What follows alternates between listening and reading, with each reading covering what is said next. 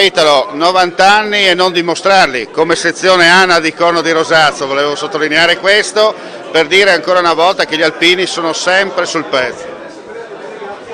In effetti è un grande traguardo, spero che si possa continuare. È chiaro che purtroppo ci sono problemi contingenti di leva, per cui inevitabilmente i numeri si restringono, però pochi ma buoni, come dice il proverbio. Grazie. Il messaggio che hai lanciato ai politici, in particolare presenti in sala, è quello di sì riattivare la leva per mantenere viva la tradizione, ma soprattutto per dare a questi giovani non solo 6 mesi tanto per fare, ma perché devono uscire uomini, no?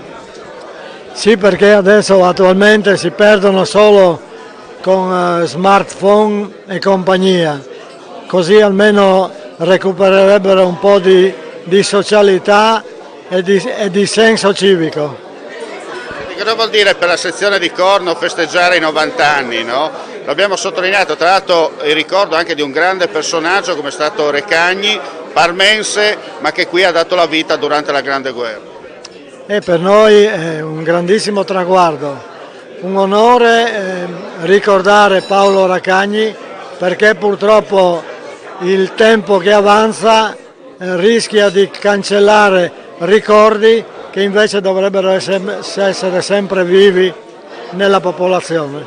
Ecco, per concludere un saluto e un ringraziamento anche a tutti i tuoi colleghi, collaboratori che hanno dato esempio ancora una volta di precisione, presenza e soprattutto simpi devant.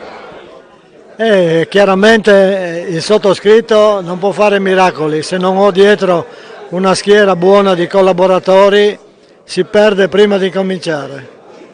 Complimenti e auguri. Grazie.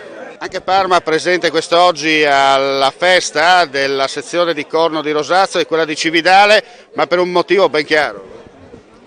Sì, i motivi sono diversi, uno in particolare che è quello che ci accomuna a Corno di Rosazzo, perché la medaglia d'oro alla quale la sezione di Parma ed il gruppo di Corno di Rosazzo è intitolata al tenente Paolo Recagni, parmigiano.